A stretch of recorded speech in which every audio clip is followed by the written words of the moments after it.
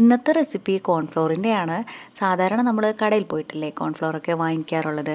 പക്ഷെ നമുക്ക് ശുദ്ധമായിട്ടുള്ള ഒരു മായവും ഇല്ലാത്ത കോൺഫ്ലോർ വീട്ടിൽ തന്നെ വളരെ എളുപ്പത്തിൽ തയ്യാറാക്കാവുന്നതേ ഉള്ളൂ. അപ്പോൾ നമുക്ക് എങ്ങനെയാണ് ഈസി ആയിട്ടുള്ള ഈ ഒരു ഹോം മെയ്ഡ് കോൺഫ്ലോർ റെഡിയാക്കുന്നതെന്ന് നോക്കാം.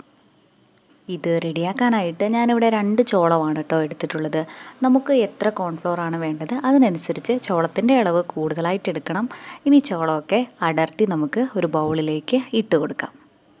ഇനി ചോളമൊക്കെ നല്ലപോലെ ഒന്ന് കഴുകിയെടുക്കാം. അതിനുശേഷം 2-3 കപ്പ് വെള്ളം ഒഴിച്ചിട്ട് ഈ ചോളം കുതിരാനായിട്ടൊന്ന് മാറ്റി വയ്ക്കാം. അങ്ങനെ എത്ര വെള്ളം ഒഴിക്കണമെന്ന് പ്രത്യേകിച്ച് അളവൊന്നുമില്ല കേട്ടോ. നമ്മൾ എടുക്കുന്ന ചോളത്തിന് മൂടിക്കിടക്കാൻ പാകത്തിനുള്ള വെള്ളമാണ് നമ്മൾ ഒഴിക്കേണ്ടത്.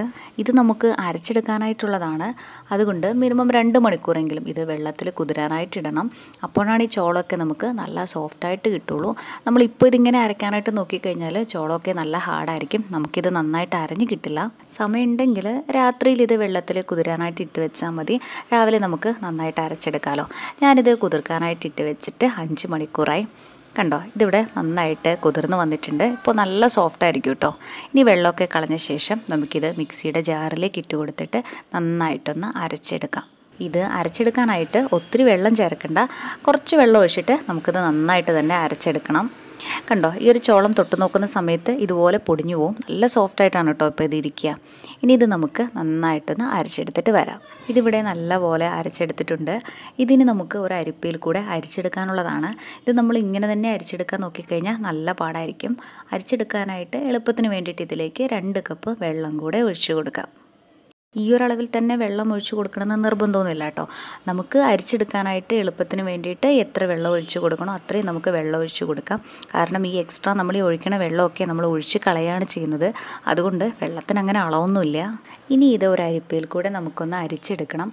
നമ്മൾ കടയിൽ നിന്നൊക്കെ വാങ്ങിക്കണ കോൺഫ്ലോർ ഇല്ലേ, അതേ ടെക്സ്ചറിൽ തന്നെയാണ് കേട്ടോ നമ്മുടെ ഈ ഒരു ഹോം മെയ്ഡ് കോൺഫ്ലോറും കിട്ടുക. ഒരു കെമിക്കലും ഇല്ലാത്ത ശുദ്ധമായിട്ടുള്ള കോൺഫ്ലോറാണ് കേട്ടോ ഇത്. ധൈര്യമായിട്ട് തന്നെ നമുക്കിത് ഉപയോഗിക്കാം. നമ്മുടെ ചാനലിൽ വെറൈറ്റി ആയിട്ടുള്ള കുറേ നല്ല റെസിപ്പീസൊക്കെ ഉണ്ട് കേട്ടോ. കണ്ടിട്ടില്ലെങ്കിൽ ഒന്ന് കണ്ടു നോക്കണേ. അതുപോലെ നമ്മുടെ ഈ ചാനൽ ആദ്യമായിട്ടാണ് കാണുന്നതെങ്കിൽ സബ്സ്ക്രൈബ് ചെയ്യാനും മറക്കല്ലേ. ഇങ്ങനെ അരിച്ചെടുക്കുമ്പോൾ വരുന്ന കോണിൻ്റെ ഈ ഒരു വേസ്റ്റ് പാർട്ടുണ്ടല്ലോ, ഇത് നമ്മൾ ഉപയോഗിക്കുന്നില്ല. ഇത് നമുക്ക് കളയാം. ഇത് നമ്മൾ വലിയ അരിപ്പയിൽ കൂടെ ഇപ്പോൾ അരിച്ചെടുത്തതാണ്. ഇനി ഇത് നമുക്ക് ചെറിയ അരിപ്പയിൽ കൂടെ ഒന്ന് അരിച്ചെടുക്കാം. കോൺഫ്ലോർ നല്ല ഫൈൻ പൗഡറായിട്ടല്ലേ നമുക്ക് കിട്ടുക. അങ്ങനെ കിട്ടാനായിട്ടാണ് കേട്ടോ നമ്മളിത് 2 പ്രാവശ്യം അരിച്ചെടുക്കുന്നത്. നമുക്ക് വേണമെങ്കിൽ വൃത്തിയുള്ള ഒരു ക്ലോത്ത് വെച്ചിട്ടും ഇത് അരിച്ചെടുക്കാം. ഞാനിതിവിടെ മുഴുവനും അരിച്ചെടുത്തിട്ടുണ്ട്. ഇനി ഇത് മിനിമം 2 മണിക്കൂർ നേരമെങ്കിലും നമുക്കിതൊന്ന് റെസ്റ്റ് ചെയ്യാനായിട്ട് മാറ്റി വയ്ക്കാം. ഞാനിവിടെ റെസ്റ്റ് ചെയ്യാനായിട്ട് വെച്ചിട്ട് 2 മണിക്കൂറായി. കണ്ടോ, ആ ഒരു കോൺ സ്റ്റാർച്ചൊക്കെ ഇതിൻ്റെ അടിയിൽ അടിഞ്ഞിട്ടുണ്ട്. ഇനി മുകളിലുള്ള വെള്ളം നമുക്ക് വേറൊരു പാത്രത്തിലേക്ക് മാറ്റാം. നമ്മൾ ഇങ്ങനെ അരിച്ചു വരുന്ന സമയത്ത് ഏറ്റവും മുകളിലായിട്ട് കാണുക യെല്ലോ കളറായിരിക്കും. കണ്ടോ, ദാ ഇതുപോലെ. വേണമെങ്കിൽ നമുക്കൊരു അരമണിക്കൂറും കൂടെ ഇതൊന്ന് റെസ്റ്റ് ചെയ്യാനായിട്ട് വെച്ചാൽ മതി. അപ്പോൾ നമുക്ക് ആ യെല്ലോ കളറും കൂടെ മാറ്റിയെടുക്കാനായിട്ട് പറ്റും. പക്ഷേ ഇല്ലെങ്കിലും കുഴപ്പമൊന്നുമില്ല കേട്ടോ. ഈ ഒരു യെല്ലോയിഷ് കളർ നമ്മൾ മാറ്റാണ്ട് നമ്മൾ കോൺഫ്ലോർ റെഡിയാക്കുവാണെങ്കിൽ നമ്മുടെ ഈ ഒരു കോൺഫ്ലോറിന് നല്ല പ്യുവറായിട്ടുള്ള വൈറ്റ് കിട്ടില്ല എന്നേ ഉള്ളൂ. ചെറിയൊരു യെല്ലോയിഷ് കളർ കൂടി ഉണ്ടാവും. വേറെ ടേസ്റ്റിലൊന്നും ഒരു ഡിഫറൻസും ഉണ്ടാവില്ല. ഇനി ഈ ഒരു കോൺ സ്റ്റാർച്ച് നമുക്ക് അത്യാവശ്യം വലിപ്പമുള്ള ഒരു പാത്രത്തിലേക്ക് ഒഴിച്ചു കൊടുക്കാം. നമുക്കിത് ഉണക്കിയെടുക്കാനായിട്ടുള്ളതാണ്. അതുകൊണ്ട് കുറച്ച് വലിപ്പമുള്ള പാത്രം എടുക്കുന്നതാണ് കേട്ടോ ഒന്നുകൂടെ നല്ലത്. ഇനി ഇത് വെയിലത്ത് വെച്ച് നല്ലപോലെ ഒന്ന് ഡ്രൈ ആക്കി എടുക്കണം. നല്ല വെയിലൊക്കെയുള്ള സ്ഥലമാണെങ്കിൽ 1 ദിവസം മതിയാകും കേട്ടോ. അല്ലെങ്കിൽ 2 ദിവസം വരെ എടുക്കും. എനിക്കിത് ഡ്രൈ ആയി കിട്ടാനായിട്ട് 2 ദിവസം എടുത്തു കേട്ടോ. കണ്ടോ, നമ്മളിതാ ഇങ്ങനെ പൊട്ടിച്ചിട്ട് കൊടുക്കുമ്പോൾ മൊത്തം ഇങ്ങനെ പൊടിഞ്ഞു വരും. ഇനി ഇത് നമുക്ക് ഡ്രൈ ആയിട്ടുള്ള മിക്സിയുടെ ജാറിലേക്ക് ഇട്ട് കൊടുത്തിട്ട് നല്ല പോലെ ഒന്ന് പൊടിച്ചെടുക്കാം. ഇതിവിടെ നല്ല പോലെ പൊടിച്ചെടുത്തിട്ടുണ്ട്. നമുക്ക് കടയിൽ നിന്ന് കോൺഫ്ലോർ കിട്ടുന്നത് നല്ല ഫൈൻ പൗഡറായിട്ടല്ലേ. നമുക്ക് അങ്ങനെ കിട്ടാനായിട്ട് ആദ്യം നമുക്കിത് വലിയ അരിപ്പിൽ കൂടെ ഒന്ന് അരിച്ചെടുക്കാം. അതിനുശേഷം ചെറിയ അരിപ്പിൽ കൂടെയും ഒന്ന് അരിച്ചെടുക്കാം. അപ്പോൾ നമുക്ക് കടയിൽ നിന്ന് വാങ്ങിക്കണ അതേ ടെക്സ്ചറിൽ കോൺഫ്ലോർ കിട്ടും.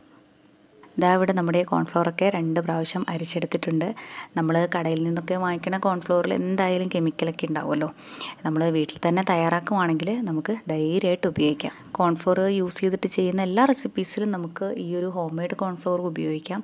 നമ്മൾ കടയിൽ നിന്ന് വാങ്ങിക്കുന്ന കോൺഫ്ലോറിനെ കഴിഞ്ഞും ചെറിയൊരു യെല്ലോയിഷ് കളർ കൂടുതലുണ്ടാവും. അത് മാത്രമേ ഉള്ളൂ ഒരു ഡിഫറൻസ്. ചോളമൊക്കെ വീട്ടിൽ വെറുതെ ഇരിക്കുന്നുണ്ടെങ്കിൽ ഒരു പ്രാവശ്യം ഇതേപോലെ ഒന്ന് കോൺഫ്ലോറൊക്കെ വീട്ടിൽ തയ്യാറാക്കി നോക്കൂ. എന്നിട്ട് അഭിപ്രായം പറയാൻ മറക്കല്ലേ. Thank you.